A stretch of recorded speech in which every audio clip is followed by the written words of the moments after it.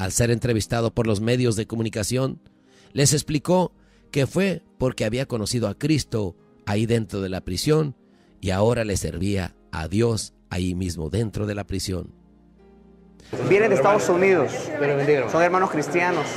El ministerio de ellos nos va a apoyar al sistema penitenciario de El Salvador, está con nosotros en las cárceles.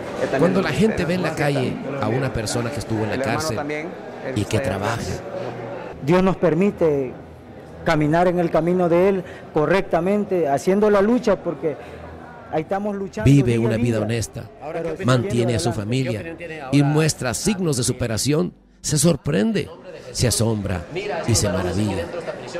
¿Cómo es posible?, dicen ellos, ya que el hombre con toda su ciencia y medicina no ha podido hasta la fecha cambiar la conducta maligna de un hombre y hacerlo un hombre de provecho y consagrado a las cosas de Dios. Solamente Jesucristo es capaz de cambiar una vida, porque el que está en Cristo, nueva criatura es. Quinta razón por la cual interesarnos en los prisioneros, porque Dios nos manda que nos acordemos de ellos. En Hebreos capítulo 13, verso 3 dice: acordaos de los presos como si estuvieras presos juntamente con ellos, y de los maltratados como que también vosotros mismos estáis en el cuerpo. Es muy interesante notar que el capítulo 13 de los Hebreos habla acerca de los deberes cristianos. Se mencionan 13 deberes acerca del amor fraternal, de la hospitalidad, de los presos, de los maltratados, del matrimonio, de las costumbres, de la obediencia y sujeción a los pastores, de la sana doctrina, de los sacrificios que agradan a Dios, del hacer bien, de la ayuda mutua y de la oración. Qué interesante es que el tercero de estos deberes es que nos acordemos de los presos como si estuviéramos presos juntamente con ellos. El acordarnos de los presos no es una sugerencia o una opción para nuestro cristianismo. Es un deber. Y un deber es una tarea, una obligación, un cometido, una carga, una labor, una necesidad. Sexta razón para interesarnos en los prisioneros: porque el amor de Cristo nos constriñe.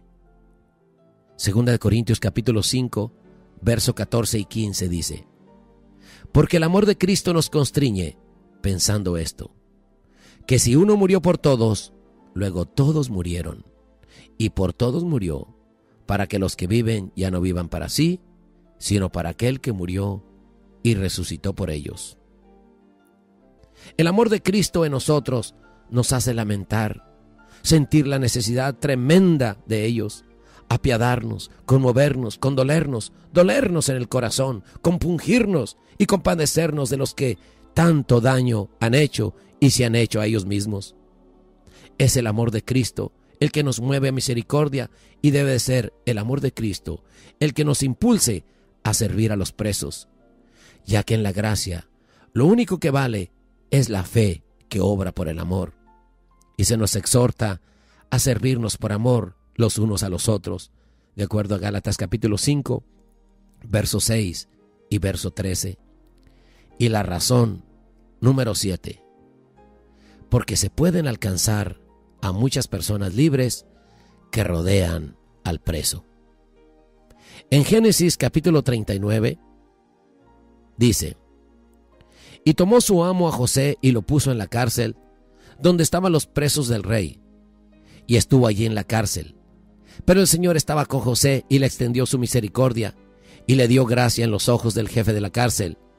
Y el jefe de la cárcel entregó en mano de José el cuidado de todos los presos que había en aquella prisión. Todo lo que se hacía allí, él lo hacía. Entonces Faraón envió y llamó a José, y lo sacaron apresuradamente de la cárcel, y se afeitó y mudó sus vestidos y vino a Faraón. El caso de José es impresionante. A través de él, como prisionero y como exprisionero, tuvo influencia sobre muchos grupos de personas. El jefe de la cárcel, sobre todos los presos de la cárcel, sobre los oficiales de Faraón, sobre el rey de Egipto, o sea, Faraón, sobre todos los siervos del rey, sobre todo el pueblo de Egipto y todos los pueblos de la tierra conocida en ese tiempo, de acuerdo a Génesis 41:57. Es increíble cuántas personas rodean al preso. Aproximadamente, y siendo conservadores, hay más de 40 personas que están alrededor de un hombre o mujer privados de su libertad desde el momento en que llegan a la prisión. Esto es porque el proceso de un encarcelamiento involucra directamente a los acusadores, las víctimas y la familia del interno. Posteriormente a los policías, que lo llevan ante el Ministerio Público. Entonces llega la prensa y toma los datos y le da seguimiento. Luego son llevados a un reclusorio, se les toman sus datos, sus huellas y se les interna. Después tienen que ser entrevistados por el psicólogo, el criminólogo, el trabajador social. Su caso jurídico empieza a ser determinado por el abogado defensor, el fiscal y el juez. Tenemos, por tanto, una red amplia de más de 40 personas que están al tanto de lo que ocurre con ellos desde el momento en que caen en prisión. Por eso es tan importante que nosotros nos interesemos en los prisioneros. Miro atrás y me lamento.